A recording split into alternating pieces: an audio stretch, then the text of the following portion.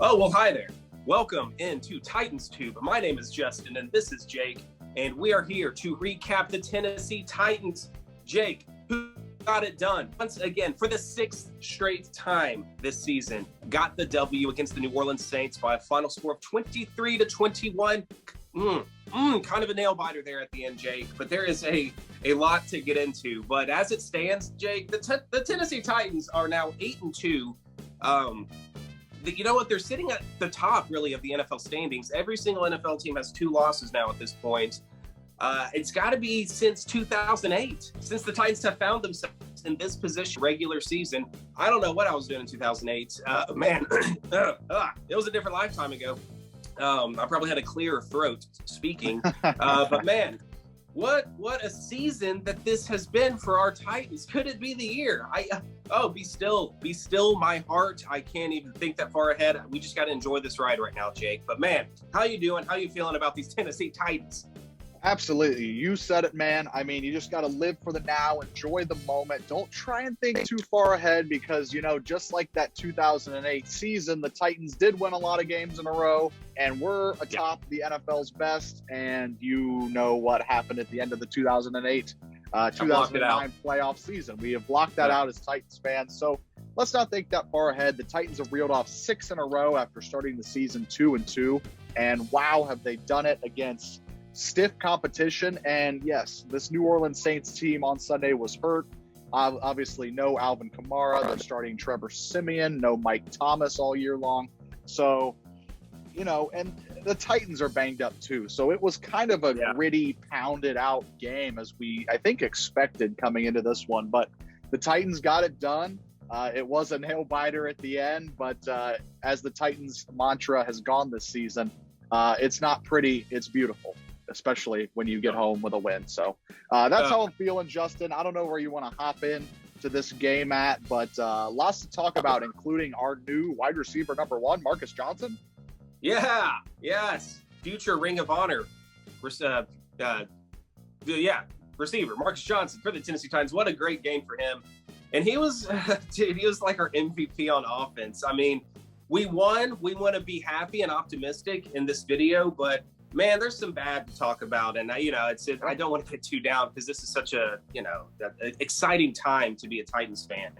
But as you said, the Saints, they were impressive, man. I mean, they were very much injured. And we talked about how much the Titans were injured, but they're missing their QB 1, running back 1, left tackle 1. And their defense was very stout. Our offense struggled, man. We could not get anything going. The running game is still an issue. However, you look at the Rams and the Saints rush defenses, they're at the top of the league, and those are the 2 games Derrick Henry missed. So maybe we can some rhythm with our schedule getting easier coming up. Hopefully we can find some more rhythm in the run game and balance for this offense. But, I kind of mentioned it before we recorded, but I was going to throw to you, did it feel like sometimes to me when I rewind in my mind how the game played out, the Saints really, in a lot of ways, outplayed the Titans for this game, but it was for a few clutch breaks that the Titans got due to the Saints' big mistakes, and we got a bad roughing the passer call down there in the red zone when Tannehill threw that interception. But they outgained us in yards by over 100 yards. They had 5 more first downs than us. Their third down conversion percentage was better than ours was. The one turnover was absolutely huge in the game, which was the special teams play by Dylan Cole. What a smackdown he put on Deontay Harris when he was returning that kickoff. A huge, it could have been the point in the game when the Titans, just seized control and ran away with the game. But, their defense just let them hang around. How do you feel about how the Saints, played? I thought they came in with a good game plan. They were shutting down our offense for the most part. And they had some bad breaks go their way, bad penalties. But Trevor Siemian overthrew a couple passes that could have been backbreakers for this Titans defense. But I don't know. I was pretty impressed with how the Saints played. I knew it wouldn't be an easy game, but man, they really put us to the test here. Yeah, and it comes down to what we were talking about in the preview, and it's this Titans offense learning to live without Derrick Henry. And they have to find a way to convert the opportunities that they do get. And the Titans did convert the huge opportunity at the start of the second half. The Saints fumbled a kickoff return. picked up by the Titans, and they punched it in for a score to widen that gap to 14 points. So it was a field goal fest up until that point, Justin, and the momentum really shifted the Titans' way when, you get the roughing the passer call. And then on third down, again, they get bailed out a second time on a pass interference on Anthony Ferkser in the end zone, which put him at the 1. Tannehill sneaks the ball in, and the Titans, luckily, they should have had an interception, and then they should have had to kick a field goal, and then they ended up getting in the end zone by the help of some officiating that went the Titans' way. There were bad calls both ways, no doubt about that in this game. But I was talking about in the preview that the Titans need to convert the opportunities that they get, and 2 for 5 in red zone possessions as far as converting those into touchdowns isn't going to get it done. If you sit here and kick field goals all day, you're going to get beat. And the Titans almost went to overtime with an undermanned Saints team that they had no business going to overtime with. So it's all about, can Tannehill put the ball in the end zone, lead this team and get in the end zone? And yeah, you said it at the top.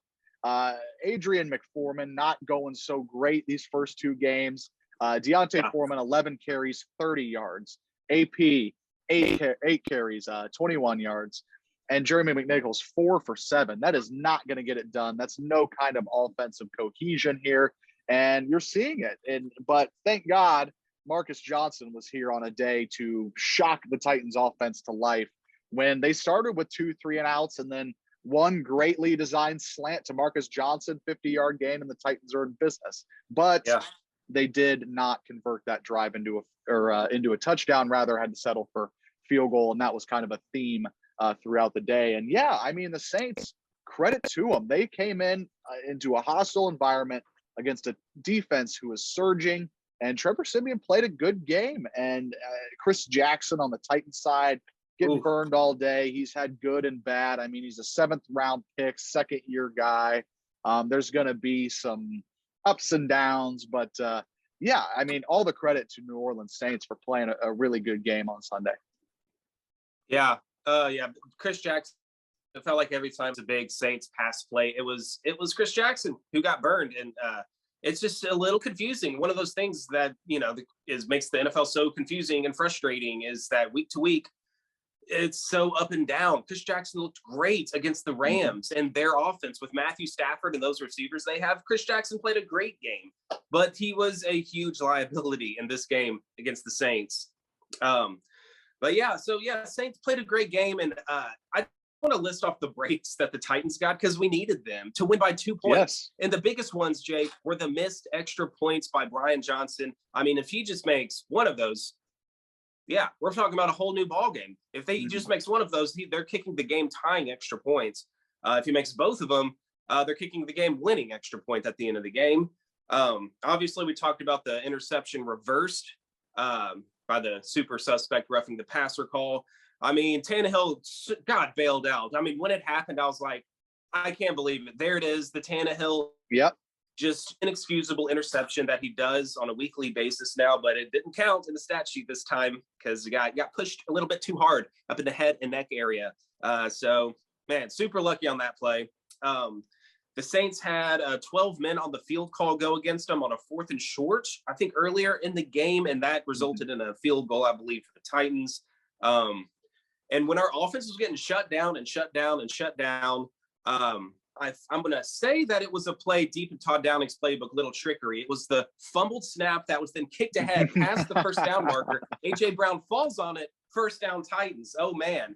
Love that risky play call there. But, man, again, what a huge break. Where if the Saints jump on that ball, a whole new ball game here.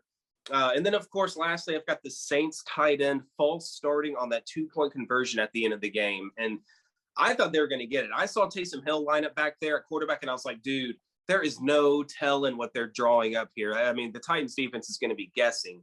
I thought they could have utilized that more. Taysom Hill at quarterback in general throughout the game. That's so unpredictable. I mean, I don't watch a lot of Saints games, but anytime he was back there taking a snap, I didn't know what was going to happen. So that was a huge break. The Saints false start to the Titans get the stop and get the win. So, man, Titans needed breaks. Again, we can acknowledge that Titans had bad calls go against them. You had that Kevin Byard holding, and then also like a pass interference, I believe. he had a helmet to helmet thing too late in the game. I think on their last drive where he didn't dip his head down though. I mean, it was still. I mean, he was just at eye level with the defender, and he just ran straight into him with his face up.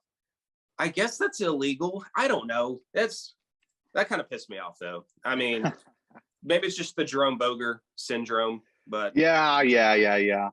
I mean, Jerome Boger coming into any Titans game, it feels like there's always some questionable officiating. I don't know if that's league wide. I don't know if fans of other teams are watching. If what is everybody's take on Jerome Boger? Because it seems like every time he's on a Titans game, there's some real questionable back and forth going on.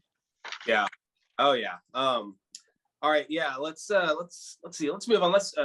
We already kind of talked about Marcus Johnson. I want to talk about some of these unsung heroes a little bit, Jake, that I have listed here. So that's one for the offense. Marcus Johnson, crosser over the middle, was money. That was the thing that was moving our offense more than anything. And on defense, shout out Naquan Jones. Welcome, sir, to the NFL. You got your first sack. Excuse me. At a pretty important time. I think it was the Saints' first drive, and it knocked him out of field goal range. So huge clutch sack for Naquan Jones. And then, of course, on special teams, you got Dylan Cole with one of the biggest plays of the game, popping that guy, the returner, and getting that turnover. So, yeah, some guys that really haven't shown up really for the Titans came in and made major contributions here, Jake. Who do you think played well in this game? Goes to show, Justin, that, you're talking about these unsung heroes who maybe get elevated from the practice squad. Case in point, Dylan Cole causing the fumble on the kickoff. The Titans have dressed 82 players through 10 games, Justin. And this is going to kind of spice up the Mike Vrabel Coach of the Year conversation. But 82 players through 10 games. The NFL record for most players dressed and out there for a team in a season is 84. The Titans are on track to blast through that record. And I would love to know, I didn't go this far down the rabbit hole, but what was that team's record who dressed 84 players? And I bet it certainly wasn't 8-2 halfway through season. So I want to shout out Mike Vrabel being an unsung hero, getting these guys to buy in that next man up mentality. And it's carrying this team. And you see a well-coached, bought-in football team in gritty games like this, where you don't have your star power out there, or necessarily you're going against a defense who's super stout and your offense can't get going. You're going to have to find new and inventive ways to win football games. And that's what the Titans have been doing over the past 6 weeks. So great to see. As much as I maybe criticize a Vrabel decision here and there, he truly is one of the best coaches in the league, Justin. And we're glad to have him on the Tennessee Titans. Man, yes. Oh man, yeah. That's the point. That's the point of the week, is that Mike Vrabel has these guys locked in, and you got players stepping up each and every week that seemingly wasn't on the team before, and they're out here making plays. Even Deontay Foreman had nothing going in the running game. Caught a huge, beautiful screen pass. I love this play design by Todd Downing. And we can get more into Todd Downing because he did some things that made me want to push my head through the wall throughout this game, trying to close it out. But, man, yeah, what a beautiful play call where you throw the fake to AJ on this side and come back around. I mean, it's one of those long developing plays. You got to worry about offensive linemen maybe being downfield too soon, so you don't have an illegal, receiver downfield or whatever that call is. Took it all the way down to inside the 10. And the Titans, they had a great opportunity to kind of put the game away there, but they couldn't cash in. Tannehill gets sacked, and then you kick the field goal. So, Deontay Foreman really, he still made an impact in this game. But I don't know. Yeah, do you want to talk about Todd Downing a little bit? Hot and cold throughout this game? Hot and cold is a great analysis, Justin, of what I'm about to get into. And I'm glad you teed me up perfectly with the Deontay Foreman screen pass down inside the 10, Titans 1st and goal from the 9-yard line. What is the play they go to immediately after that screen pass? They have a chance to go up. I believe at that point it would have been 27-12, which pretty much would have put the ball game away. Except, what did they draw up on 1st and goal, Justin? They have 3 offensive linemen in front of Tannehill. Everybody is over there with A.J. Brown, and Des Fitzpatrick, the 4th-round pick who was cut, signed to the practice squad, elevated this week with the Julio Jones to IR situation, and they throw to the weak side, Des Fitzpatrick, who's tackled immediately, and you just wasted a first and goal situation. You wasted one play on an offense that's already trying its hardest to even get there. Yeah. And you've had trouble converting red zone trips without Derrick Henry. Well, I guess the Rams game was the anomaly, but they were set up. Anyways, Yeah. Todd Downing, very hot and cold for me. And that Des Fitzpatrick play is inexcusable as far as you're trying to close out the ball game, and this is what you drew up. I get that it was unexpected, but unsuccessful also, Todd. I mean, I do not understand that call just in the context of the situation. This is a huge moment in the game where we can really completely take control, take all the gas out of the Saints. And you drop a play that doesn't make any sense with the 3 down linemen. And you laid it out perfectly. And Des Fitzpatrick, this is his first NFL game after being cut, after being drafted in the first round. He finally was elevated off the practice squad. And you're going to give him his first career reception at this point in the game. I don't get it at all. That's pretty much the call that made me want to throw my head through the wall. But so I don't know. I don't get it, dude. I don't get Todd Downing at all. I don't know if I like him or not. I never know what we're going to do. He does things I love, in a game where A.J. Brown didn't do much. I thought we could have looked his way a lot more. Maybe the Saints defense had him locked down. However, we forced a touch to him on that sweep handoff on a that was a great call. And he picked it up, and I'm like, yes, thank you, Todd Downing. This was great.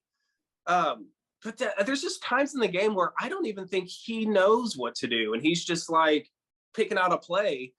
I really don't know what the identity of this offense is without Derrick Henry. And I guess maybe the Titans literally don't know what the identity of this offense is, and we're trying to figure that out. But I tell you this, Jake, our identity is not throwing a screen pass to Des Fitzpatrick on a quirky little set of the offense. Yeah.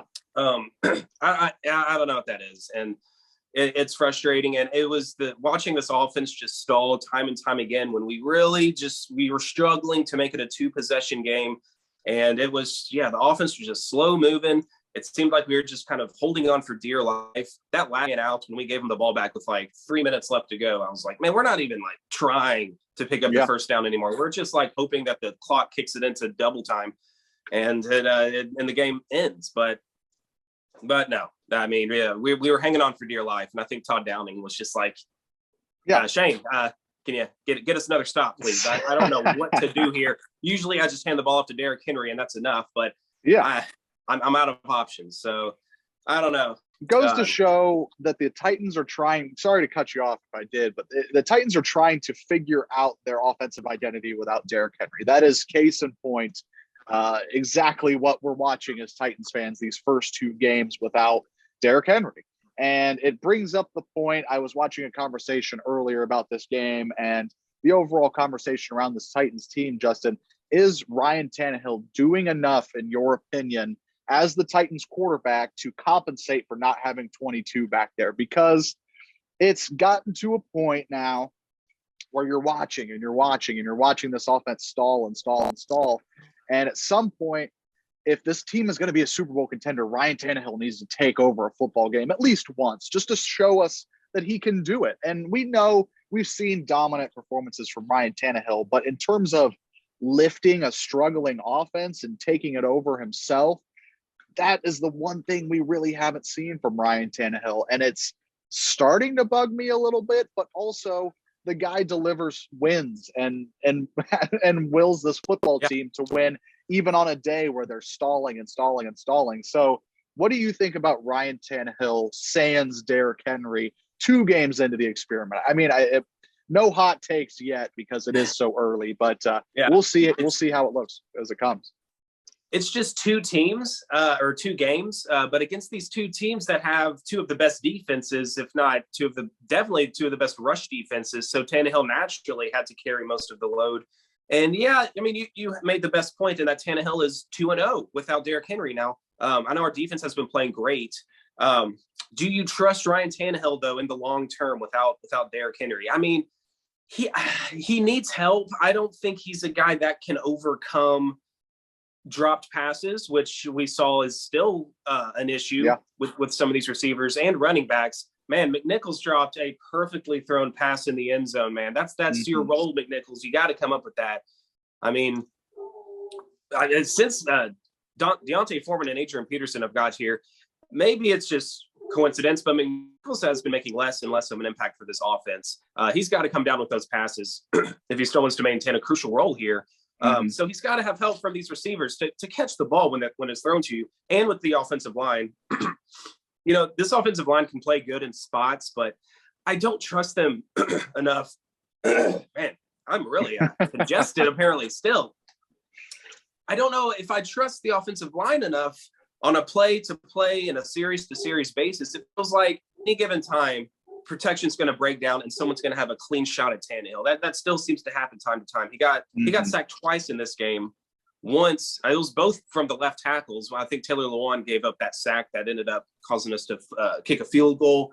But then when Taylor Lewan went out, immediately Kendall Lamb comes in and gets blown up. Tannehill takes a shot by both Lamb and the defense. The defender, I think it was Davenport, did a Jeffrey Simmons impression and pushed Lamb right into Tannehill and got the sack. So Tannehill does need help, but I mean, I trust him to make the throws and be accurate. I mean, we haven't really seen a game yet since he's been a Titan where he's just been off, and it's really on Tannehill. It's on Tannehill. He's off for 4 quarters of the game, and you lose the game. I mean, Tannehill can still deliver. He can deliver great, accurate passes. But yeah, he still needs some help. Needs protection. Obviously, needs his receivers to catch the ball. But I do have a lot of faith in Tannehill. He still has that clutch factor to him. The way he brought this team back against the Jets. We can't go Titans recap episode without going back to the Jets game. Yes, of course. Without 2 of our top receivers, throwing the game tying touchdown pass to Cam Batson, and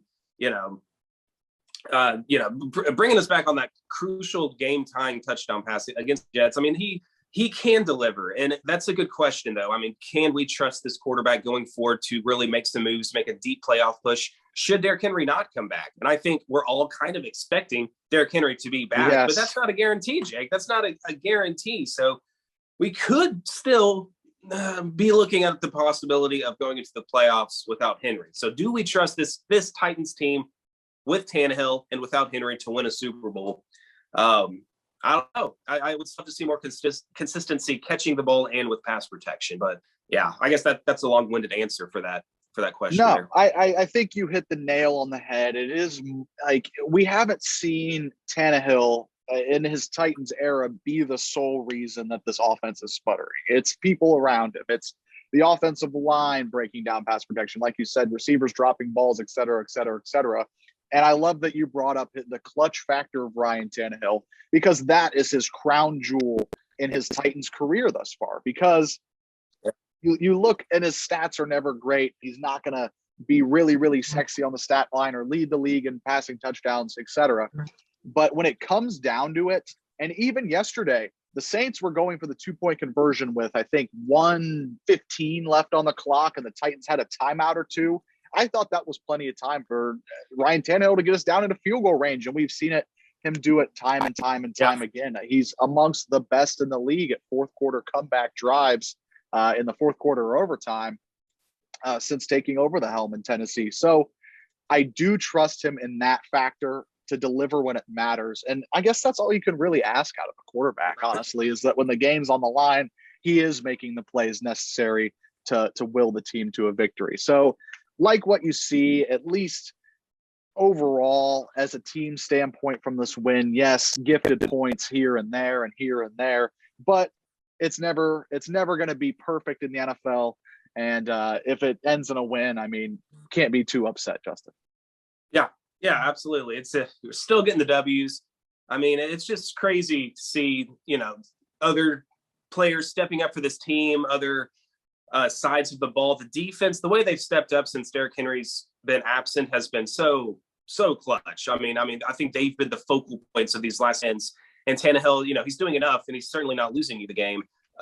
So, I mean, if this defense can still maintain this level, get healthier. Ooh, man, a player I think we really need and missed yesterday is David Long Jr. Correct. I thought Jayon Brown was he was okay. I think he was our second leading tackler, but I felt like he struggled some in coverage.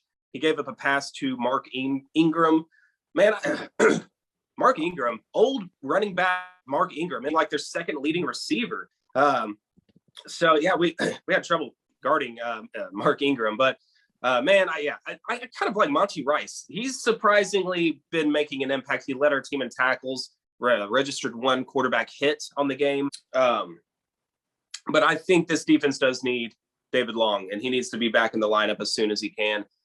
He's kind of he's the green dot, the captain, he's in the middle there, getting everyone lined up and on the same page, and just a great athlete that plays with just straight up instincts. So need him back. But if this defense can maintain their style of play right now, getting pressure, we've seen the difference. I mean, rest up Bud Dupree. I don't know what the latest is on him. I've seen some pessimistic speculation that he may be out for the rest of the year with an abdomen. I can't even remember when he left the game. It was in the first quarter, right? Mm-hmm. But so yeah, hopefully Bud Dupree gets back, but you gotta love how this defense plays. And if Ryan Tannehill manage the game, stop throwing the ball to the other team, you're not going to get bailed out by the refs like you did in against the Saints. But man, yeah, this team can still make some noise, and I think the running game can gel a little bit better. It'll take some time. I mean, I thought the offensive line had some decent push on a lot of the runs, but it's just in the running backs, Pete and Foreman were getting what was available and in front of them for 3-4 yards every now and then, but still they're not breaking any. The longest rush from the running backs was 6 yards. They each got a 6-yard run. AJ Brown had the longest run of the day with 7 yards. There you go. So, it's going to take some time. We'll see with this easier schedule coming up if this offense can start piecing things together without Henry. But yeah, hopefully it's just something to improve on, and the defense and other players can get healthier to make something super meaningful out of this season when come playoff time. Yeah, absolutely.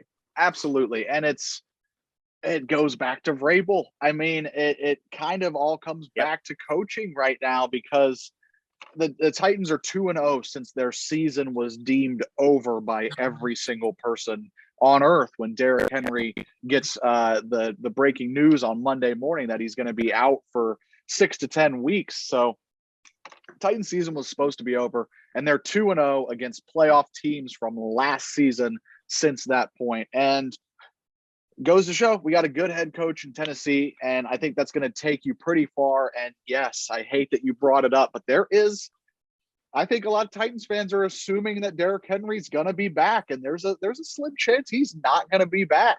So I just fingers crossed, and hopefully we can keep clinch of this 1 seed, now a game and a half ahead of the Baltimore Ravens. How about that? Wow. And it's all about taking care of business. I mean, the Saints team, you had no business losing to Trevor Siemian and the Alvin Kamara-less Saints at home, and you didn't. So at the end of the day, you took care of business. Next week against Houston, going to be the same exact thing. Take care of business no matter what happens. And then you have all of a sudden, big AFC matchup going down in Foxborough against the New England Patriots in a couple of weeks. So don't look ahead, though. Houston's next week.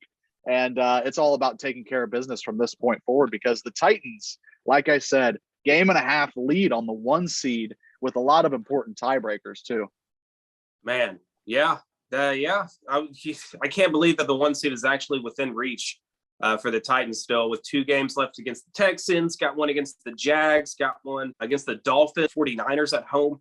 The Patriots, though, dude, what is going on there? They're blowing teams out with Mac Jones. I don't even know their receivers and their running backs. I don't know what's going on there, but they're throttling teams, and it's pissing me off, Jake. I do not want the Patriots should not be good again so soon. We'll see, though. That's going to be a big test for both teams. That's a big AFC matchup. But look at me. I'm already looking ahead, like you said. Not to. Sorry, Jake. Can't do it because with Tyrod Taylor back, I mean, Houston Texans are a team full of veterans, and you don't pay attention, and you're looking way ahead to your big trip to New England, and then we're back to playing copyright registered Titans football, going on an incredible 6-game winning streak, and then dropping it to the Houston Texans. So hopefully we're not looking too far ahead. and they're coming off a bye week, and like you said, they've got veterans. Brandon Cooks thrashes at least the Houston Texans version of him thrashed the Titans pass defense. I think in both of our games against them last year. So he's going to be a problem. I mean, we cannot overlook the Texans. Speaking of the Patriots looking too far ahead, they nearly beat the Patriots. I think they lost to them in overtime. So, and there's no trap game. I mean, I know some people say there's no trap games in the NFL. It's all professional athletes. I mean, if you lose in the NFL, it's because, the guy on the other side of the field is also just as good of an athlete, really, than you are. So you got to come ready to play. But you gotta love this team right now, Jake, and the way we're able to rally and get past all these injuries and still be on top of the AFC. Life is good. Life is good, Justin. 8-2. How about these Tennessee Titans? Don't take anything for granted. Enjoy the ride. Don't look too far ahead. Tighten up and let's go beat the Houston Texans next week, Justin. Do you have anything else to take us to the barn? No, I don't. That is all I got. I'm ready to beat the Texans, maintain the lead. Got the holidays coming up. It's a good time of year. Football is fun. Football is fun, and it's back. Well, it was back last year too, but it was different with the COVID and all the pandemic. But yeah, I love it, man. It's great. It's great to be on top. 8-2. Love these Titans. I think they're bought in, and they're kind of together that, hey, we can make something special this season. So got to just keep riding the momentum, ride this momentum wave, and beat the 1-8 Texans next week. Hey, love to see it. We can do it. We can do it. Keep it rolling. Take care of business. Tighten up. Like, comment, subscribe, all that jazz. And everybody have a great week. It's always a better week when the Titans win. Am I right? And it's been a good month and a half stretch here. That's for sure. Especially after the worst week ever. Yeah. It's been the best month and a half of Titans football since 2008 when they started the season 10 in a row. That's crazy. Haven't won 6 games since the 2008 season where the Titans were the 1 seed in those playoffs. So feels like 08. And you know what? I'll run it back because it expired. Like, comment, subscribe, all that jazz. Tighten up, everybody. Have a great week. Tighten up.